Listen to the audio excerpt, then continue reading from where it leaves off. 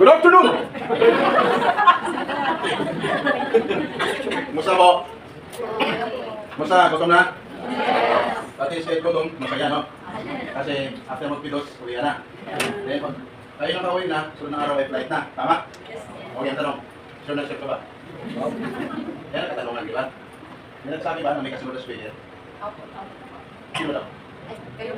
Ano daw ang pangalan? Ha? Ano daw? Alam na alam eh, no?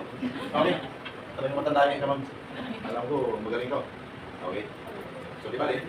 Ma'am, salamat. Alam nila ang pangalan ko. Pero sa iba, hindi pa. Ako kilala. Mas maganda siguro. Magpakilala muna ako. Bago ko pagkatuloy, ang part ko. Dapat malaman niyo kung sino ako. Kasi pamaya, baka tango kayo dyan. Pagkatapos, paglabas nyo dito, no? Pag tinanong ka sa napag-usapan natin dito, wala kang masabi.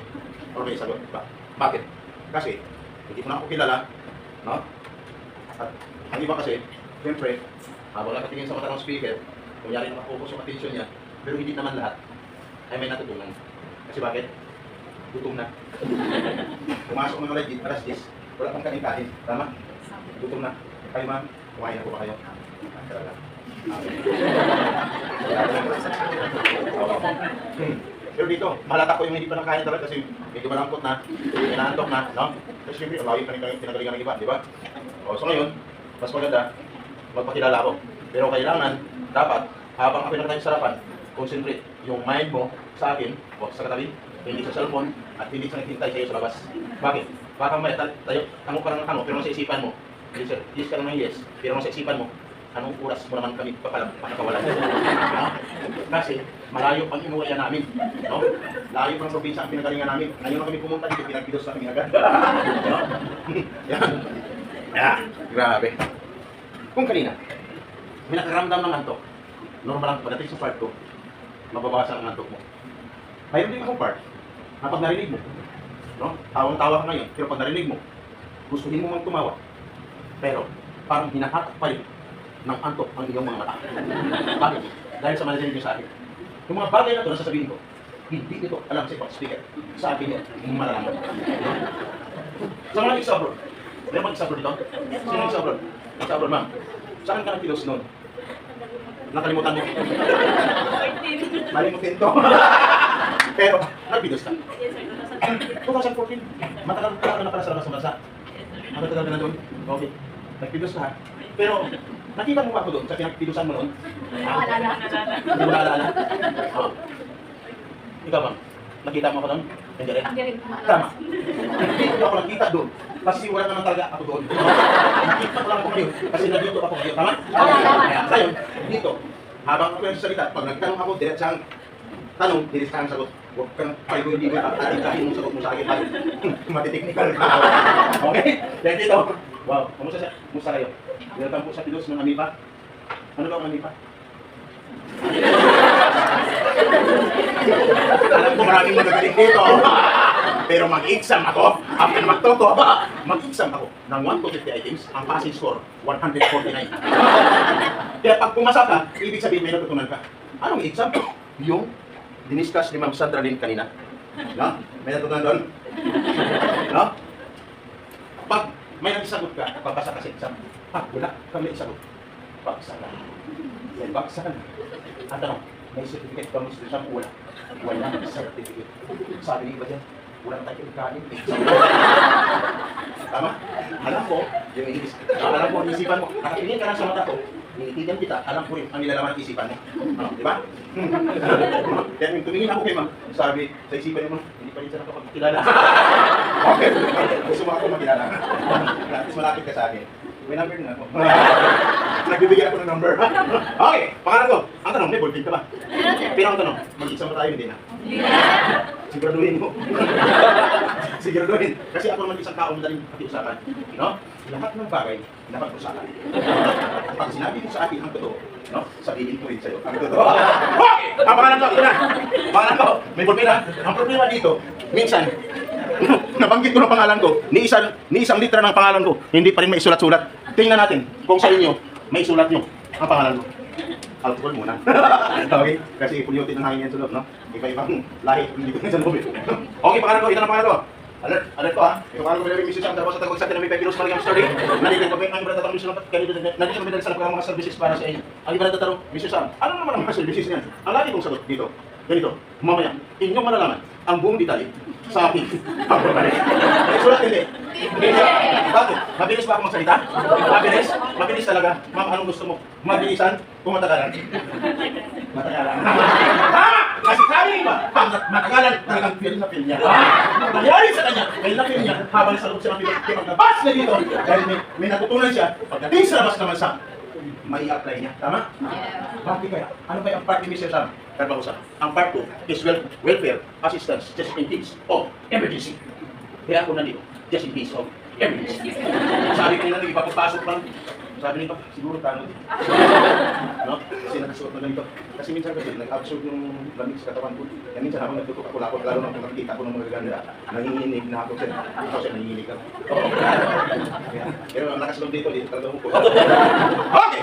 Pangalan ko Sam, sa probinsya Samuel. No? Pumunta ako ng Manila, kapag-isip ko, gawin kong Sam. Bakit? Para kunting level up naman, no? Di ba? May sa level up sa mga Facebook, no? Yung mga kababayan natin. So ngayon, binago ko, Sam.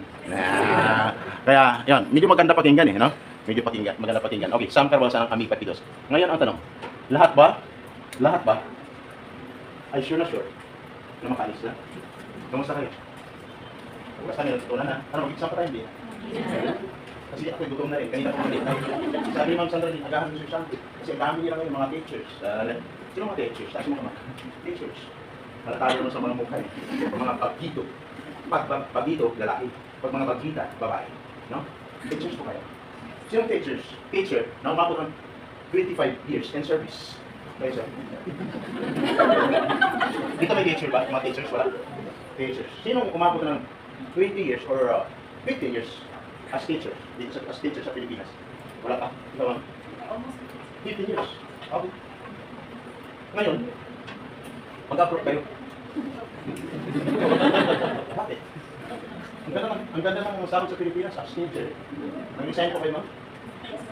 I've been 15 years or visa po yun of private and public. Talaga? Anong year ka nag-apply as teacher mo, ma'am? Graduate po ako ng college 2005. Graduate agad after a month. Okay. Magkano ang salarin mo? At first sa private, experience ko 8,000 per month. 8,000? 2006, nag-apply ko. Nabiyan ako ng 6,000. Sabi ko sa iyo na lang. 2006. Pero, batch 1992 ako. No? Ma'am, kaya mo na magtrabaho sa Pilipinas. Inanda yan, ni President Duterte dati sa mga teachers at sa mga police. Ayaw na, magtrabaho ko. Ayaw niya ng palit. Palit ang sila sa Pilipinas. Yes po. Lahat kayo mag-resign. Magkano overtime school? No? Magkano no? Okay, fine. Teacher. Ma'am, kasi ikaw yung nakataas ng experience as teacher. Mayroon pa dito. Wala na? Kayo ma'am. Ay, kasi dito niya. Ako mga kabats ko, halos sila natin sa dikid na. Mga sa dikid na. Principal, teacher 2, teacher 4, 5, mga ganun. Kasi sila nag-ano ulit. MA, Master of Arts, Master of Arts, no? Ma'am kayo, anong profession no? Superintendent ako. Master issue 1. Ma'am, your course is education, right? What is education? Answer my question. What is education? Teacher natin. Okay! What is education? Yeah. Education is a system of learning where both teacher and the student partake and interact. Ano mo gusto ko? Kasi medyo sobrang habang ng explanation mo. Director ako, education is a continuous process of learning. Your course, your profession is teachers. What is teacher? What is teacher? Isa ako sa mag-interview doon. Luwag interview ko natin sa labas. Kaya ako nandito ngayon. Dito pa lang! Dapat masagot ko na. Teacher is a noble profession of the universe. Well, ganun po. Bakit alam ko? Yan ang course ko. Pero, hindi ko nagamit sa pagtuturo sa kinder, sa elementary, sa college. Dito ko nagamit ang pagtuturo. Kasi bakit? Maraming nagkaroon ng desisyon. Umayaw na sa kanyang profession. mag-abroad na lang. Tama? Ang sa akin lang, kasi nakapag-decide na kayo nga, ang trabaho kayo sa labas ng magsasaka, may nilulado kayo. Bakit? Iba, ang batas sa Pilipinas. Iba, ang batas doon. Tama? It's abroad. Taas yung mga kamay. Taas. It's abroad. It's abroad. Continue lang. 4, 5 na lang ang it's abroad. First timer. Taas yung mga kamay. First timer. Taas. Halos lahat. First timer. Tama? It's abroad. Ipagkita nyo yung totoo. Sumagot sa akin yung totoong buhay OFW. Kasi pag nandito kayo, ang tawag na sa inyo lahat ay mga bayaning OFW. Yung mga ex-abroad, dating bayani. Yung mga first time, bago bayani, tama? Oh, salamat sa may mga kamay! Sa wala mga kamay! Okay lang. Okay, ex-abroad, sagot. Isigaw yung pinakamalakas. Ang sagot nyo sa akin, ex-abroad, masarap lang o hindi? Ex-abroad, masarap buhay! OFW, o hindi? Narinig nyo? Sabi ng iba, hindi. Totoo yun. Yung sabi ni Ma'am hindi. Naranasan mo na ba, Ma'am?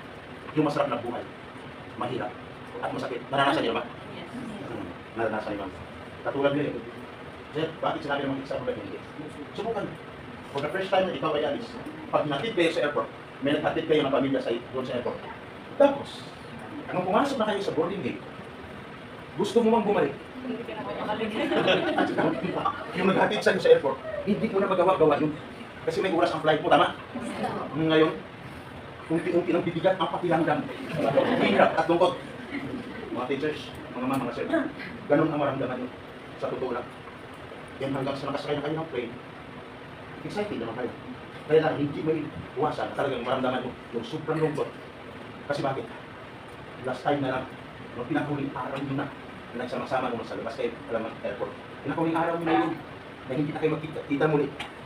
2 taon, sumakay ka ng plane. Pagsakay mo ng plane, kasi gusto mo pa rin makita ng mukha ng mahal mo sa buhay.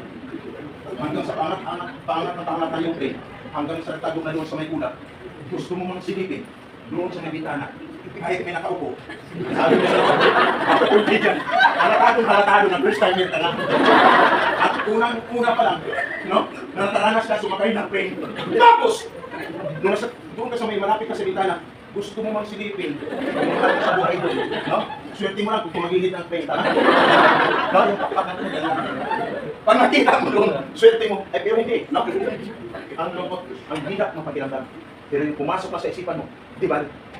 Ang importante, makarating ako sa aking parurungan.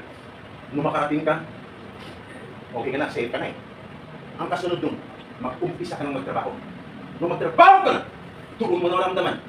Minsan, yung pagod, hirap, kasi mag-adjust ka sa sarili mo. Adjust mo yan. Ibang bansa, ibang lahi doon. Kahit saan kayo pupunta. Mapa sa Amerika, mapa sa Saudi, Malaysia, mapa Japan. Iba. Ang kanilang, tradisyon, kultura, na dapat sundin mo pagdating doon. Tama? Gusto mong magpaserve ng pagkain, samahan mo sa buhay. Hindi mo magawa-gawa kasi wala naman talaga sila doon. Tama? Magkapag-isip ka, di ba? Gagawin ko na lang to. Pagod man ako. Siyempre, ginawa ko to kaya mahalan ako sa sarili ko. Tawag no? Self-service na. Self-service. Nung serve mo ng pagkain yung sarili mo, may isang bagay naman na pumasok sa isipan mo. Di ba? Malayo man ang mahal ko sa buhay. Hindi naman akong tumawag. No? Kaya tinawagan mo habang ikaw ay kumakain. Nung tinawagan mo sa cellphone, hindi ka pa kontento. Ang ginawa mo, nag-video call ka pa. Nung mag-video call ka, nakita mo agad siya sa loob ng cellphone. At hindi lang siya, pati ikaw, nakita ka rin niya. Tama? Pero nung biglang mag-brown out, nawala kang signal. Ma'am, nawala ka rin. Yan ha. Masama ng pakiramdam. Pero, kapag-isip ka ulit, di ba? Babawi na lang ako. Pagdating ng isang buwang pagkatrabaho ko, sasahod naman ako. Tama? Kaya nung sumahod ka na, di ba? Doon mo na maramdaman yung sarap. Kasi sumasahod ka na, nagpadala ka na agad sa pamilya mo. Ang sarap na pakiramdam, tama? Pero ang tanong, sino ang may masarap na pakiramdam? Ikaw na nagpapadala o yung tumatanggap ng padala mo? Yung tumatanggap ng padala mo, no? Kasi, nagbibilang, iba na agad pumasok sa isipan, wow, may kasunod pa ko. Masarap, okay lang. Pero wala pang isang kinsinas. Dahil naubos na ang pinadala mo. Namumulit naman. Doon ka na makaramdam ng super hirap para may OFW. No? Hindi po natapos. Dito sa Pilipinas, by month. No? Every 15 days and every end of the month. Dito sa labas sa bansa, every end of the month. Ang mahirap. No? Pangalawang buwan, laging delete ng sahod. Masarap ang kailangan eh. Laging delete ng sahod. Minsan wala tagang sahod. Yung walang pambili ng pagkain, nakakaranas ng gutom ang mga OFWs. Pag sinabing OFWs, mapa-teacher, nurse, engineers, laborer, kayo lahat OFWs, tama? Kaya dito pa lang sa Pidos, dapat pantay ang pagtingin natin sa kapwa natin ng mga OFWs. Professional o non-professional, pag tumingin ka natin, pantay. Hindi po pwede ipagpangati natin sa sarili. Kayo ay tinatawag ng mga bayani. Malinaw. Pero yung mga teachers, dating bayani na to. Bayani lang, kasi kapaturo na sa siya. Lahat kayo ay bayani. Linawin po. Paano kayo masabi na kayo ay mga bayani? Paano? Sige nga. Kasi, maliit, kumati ang sahod mo, kulang man o kumplito, magpapadala ka sa pamilya mo, tama? Dahil nagpadala ka sa pamagitan ng sa remittance, may binabayaran kayong tax. Saan ipinapasok yung tax? Sa kabanang bayan. Sino ang nakikinarap? Sa ating may iba dito. Buhay. Kaya kami mag-upload na lang. Bakit?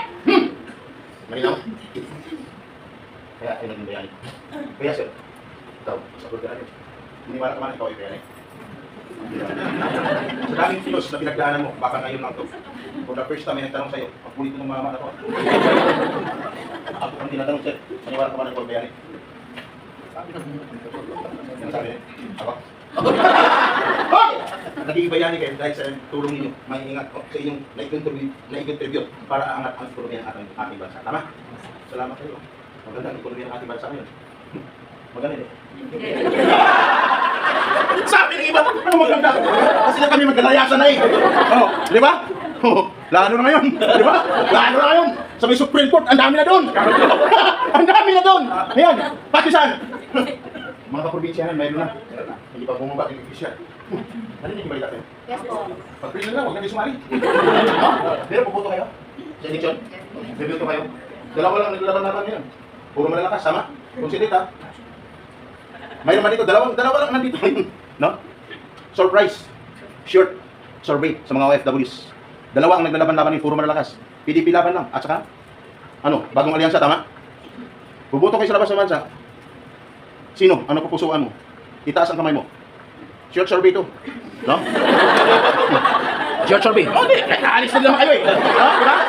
Yung totoong nandito, huwag kang mahiya. Ako ganun din eh, nasa gitna lang tayo. No? Pero kung ikaw, may pinipili ka, may pabor para sa'yo. Sino? Sa alyansa, taas yung mga kamay. Alyansa. Alyansa. Oh, taas. Taas, huwag mahiya. Taas! Oh, PDP, taas yung mga kamay. Oh, ang dami. Ang iba undecided. May nangyari ngayon kay natin pag-pray na lang. Medyo nangyari na sa akin. Yung nangyari talaga, no? So medyo mahirap yung bansa natin. Pag-pray na natin si Presidente, si dating Presidente Duterte, at si Presidente, pag-pray na lang natin si Presidente. Kasi walang Presidente, kahit sino Presidente na ako, after na yan. Nananagot na namin. Kahit sino Presidente na nananagot. Huwag natin silang pakialaman, importante na lang nandito tayo, no? Short survey, kasi hindi ako naglalakad yan, short survey.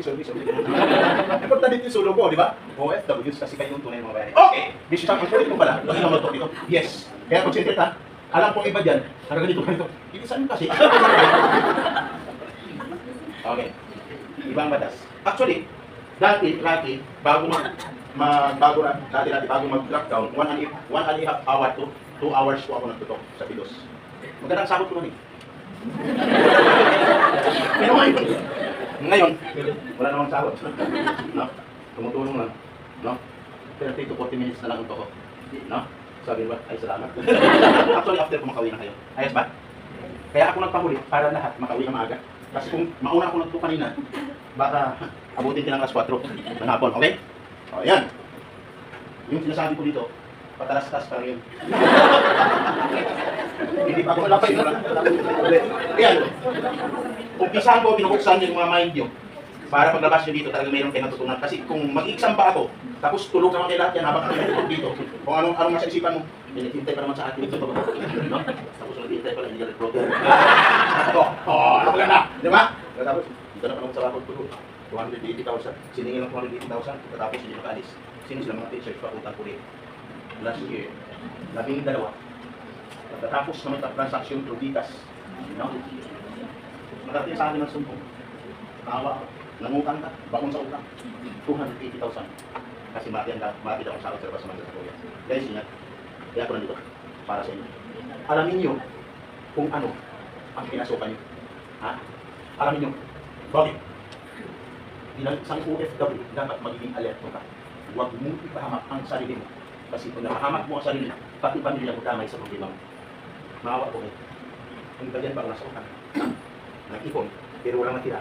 Kasi ginap ang opportunity para makalis patungo sa labas ng bansa. Kaya dito, kanina, kung 100% ang excitement mo sa narinig mo kay Ma'am Sandra Lynn, no? Sana pagdating sa kanto, hindi tumawasan yung excitement mo 100%. Sana magdalik ko ka. Kasi bakit? Sa tuwing sasabihin ko sa inyo, at may nangyari sa inyo, bawat may nangyari, magbawas ako ng 20% sa iyo. 5 times ako na magbawas. 5 times 20. Ha? Equals 100. Ang excitement ko. Pero pag may nangyari lagi sa'yo, 20% lagi ang ibabawas ko. Sana huwag mangyari. Sa mga marinig nyo sa akin, kakaba-kaba, katakot-takot, yung marinig nyo sa akin. Kasi bakit? Yung narinig nyo na kay Ma'am Sandra Lynn, more on, ha? Encouragement. Pagdating sa kanto, more on discouragement. Pero, hindi ko ito sasabihin upang takutin kayo. Kung gusto ko lang malaman ninyo, bakit ang part ko is more on realities na dapat mong malaman bilang isang OFW. Kasi hindi po madali ang pagiging buhay OFW. May nakot sa doon? Yes po. Kaya ang pag-usapan natin ngayon, isang batas na dapat mong malaman bilang isang OFW. Ano batas yan, Mr. Sam? Mamaya sasabihin ko sa inyo. Pero ang unang itanong ko, dahil nandito kayo ngayon, consider sana walang aatakihin ng anto. Magpasalamat muna ako sa inyong agency. Ibig sabihin, ang sobrang mait ng agency nyo. Maraming salamat po sa inyo, mga agencies na nagpapili sa atin. Ang ibig sabihin, mahal nyo ang mga OFWs nyo. Kasi kung hindi mo mahal yung for deployment ng mga OFWs, wala kayo dito. Hindi kayo pinatigas dito. Bakit? Pagdating sa parto, parang katakot-takot. No? Nasa halip na i-encourage ka. Mag-discourage ka pa. No? Ay, more on realities may totoong nangyayari sa Pilipinas kapag dating sa labas ng bansa. Kaya consider, pasalamat kayo sa agency at mahal kayo nila. Kung mahal kayo ng inyong agency, mahal din namin kayo at ang inyong agency. Maraming salamat. Bakit? Dahil sa mga bagay na to, dito po kayo namin iniingatan. Bakit? Maraming paalis na dapat ang isang OFW bago umalis, dapat dumaan sa tamang proseso. No? Tamang proseso. Then after may process sa mga requirements, after, dadaan siya ng POC. Tama? Ang tanong, may tubig pa kayo. Ang tanong, sino ang nakapagsayo ng kontrata? Tamang proseso, di ba? Tapos, kung nakapagsayo ng kontrata, kung konti lang, okay? Sino hindi pa nakapagsayo ng kontrata? Taas yung mga kamay. Halos lahat hindi pa nakapagsayo ng kontrata, no? Nasa batas, ang isang OFW bago magpilos, guys, dapat siya nakapagsayo ng kontrata. Nasa batas po yun, ha? Para malaman nyo, ha? Sa mga first timer yan, nasa batas. Kaya kung nangyari sa'yo, hindi ka ba nakapagsayo ng kontrata, kanina super excited ka, gusto mo rin umuwi, no? Wow, after dito may certificate na ako, pero hindi mo lang, ngayon mo lang nalaman, malaking bagay ito para sa inyo. Dapat nakapag-sign ka ng kontrata. Kung nangyari sa'yo, hindi ka pa nakapag-sign ng kontrata, may ibig sabihin, magbawas na ako ng excitement ko. Kung sa 100%, umpisahan ko ng bawasan ng 20%. Kaya dapat, concentrate. Ang natira sa excitement mo ay 80% na lang. At dapat, sisiguraduhin, after magpidos, sisiguraduhin makaalis na. Bakit? Nasa batas, ang isang OFW, mulang nag-apply at nabisahan, dapat 60 to 90 days prior, dapat na i-deploy na siya. Mulang nag-apply at nabisahan, dapat nakaalis ka na at dapat nasa labas ka ng bansa ngayon at dapat wala ka na ngayon sa Pilipinas. Sabi ng iba, ha? Bakit kami? Nandito pa rin. May ibig sabihin, another 20% ang ibabawas ko sa iyo. No? Ang natira, 60%. O yan, minsan may mga pinapasok ko, may mga rate ako nun. Ay, ganito. Hindi alam. Pag tinanong kung anong batas yung ginagawa niya, hindi niya alam. No? Alam kong batas na yan. Wala pa itong mga pidos. Dito lahat. Itong, hindi pa ito Bangko de Oro nun. Diyan. Hindi pa yan hotel nun. Chowking parang yan. Nasa servisyo na po ako guys. Nasa servisyo na ako. Kaya kung bakit ko alam. Kaya dapat, nakaalis ka na. Kaya kung nangyari sa'yo, ang natira sa'yo, 60% na lang. Tama? At kailangan makaalis kasi hindi ka lang nakapag-sign ng kontrata. Hindi ka lang nakapagpidos. Ang iba nakapagbayad na ng placement fee. Tama? Pag nagbayad ka ng placement fee, ang salary mo is 20,000. Magkano dapat ang maging placement fee mo? Dapat equivalent of 1 month salary. Sabi ng iba, 1 month salary.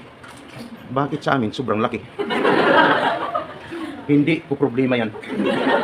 Problema mo yan. Another 20%. Ang ibabawas ko. Ang natira is 40%. At pag nagbayad, sa ang lugar? Sa Jollibee, sa Chowking, sa McDo, sa Max Mall, Hotel o Restaurant. Wala sa nabanggit ko na lugar. Dapat sa loob na ng agency ka nagbabayad. Kaya hindi may iwasan. Tuwing sinasabi ko na dito, yung mga bagay na to, mayroong lumalabas na hindi naman nagpapaalam. Bakit? Tuwing ganito ako sa lalabas at tatawag na yan doon, ma'am. Bakit? Tinawag dito sa amin. Wala nang pinirma ng kontrata. Tapos, tinuhaan mo ako ng pera. Sobrang laki pagkatapos pinamayan mo ako sa loob ng Jollibee. Minsan, ang iba nag-react. At least pinamirinda tayo. Hindi niya pira yun. Pira mo yun. Tama? Hindi ko alam kung may susunod pang lalabas. Eh dapat sa loob ng agency pang nagbayad. Tama? Sabi ng isa dito, sir, kami sa GCash. Yun, yung 280,000 GCash. Yung 20 sila, GCash din. 178,000 bawat isa. Isang buwan, hindi nakaalis. Ingat ha, dapat sa loob ng agency. At dapat pag nagbayad, ay mayroong kakulangan ano? Resibo. Sabi ng iba, minsan dito, resibo. Bakit kami wala? Kaya normal lang, kanina tawa ka ng tawa, pero makakaramdam ka naman sobrang antok. Parang hinahatak na ng antok ang iyong mga mata. Dahil sa nangyari sa'yo, bakit? Babawasin ko ulit. Yung 20% na natira, wala na. Tama? Guys, hindi ko sinasabi yan upang takutin ngayon. Binubuksan ko lang isipan nyo.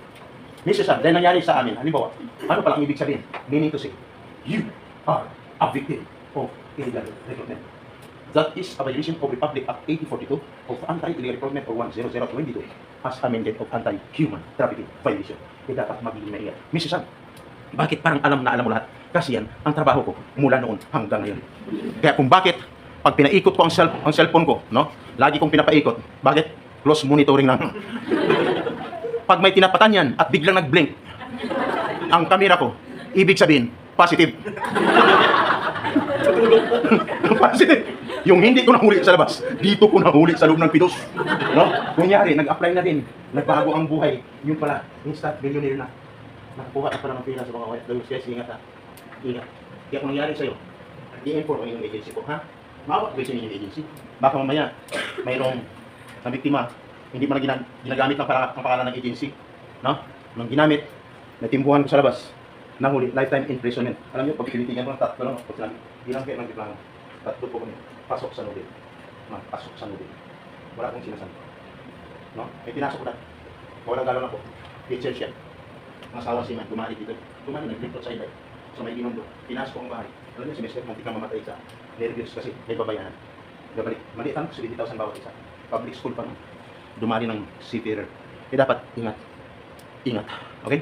I-inform ang inyong agency, sabihin kung anong totoo, para hindi sila madamay. Bakit? Hindi sila madamay ba? Ang agency? Yes. Ginagamit ang pangalan ng agency, no? Maaaring makulong yung suspect habang buhay. Yung kausap mo doon, habang buhay din ang pagkabilanggo. Ang kaso nun, accessories of the crime. Malapit na ako.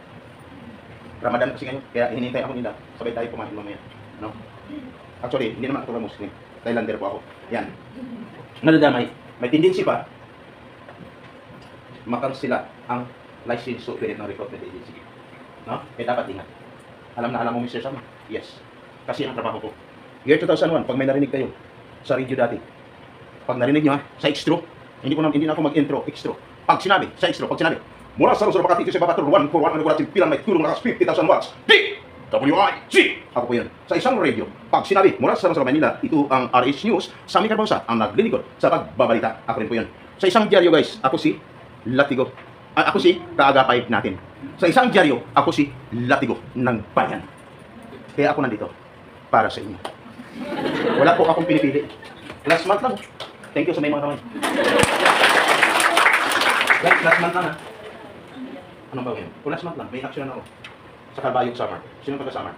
May na-aksidente. Nalaglag ang kahinante. Sumabit sa ano ng truck. Yung delivery na truck ng mga motor. Walang pakialam yung company. Nung tinatawagan, akong fine, 200,000 ang babayaran. Hiniwa dito kasi sumabog yung bayad niya. Dito, laknos lahat ito, balik-balik. Walang pakialam. Tinawagan ko ang company. Ang sabi, sir, hindi naman kasi pinoprovide yung kailangan namin. Yung medical records. Ganun ba?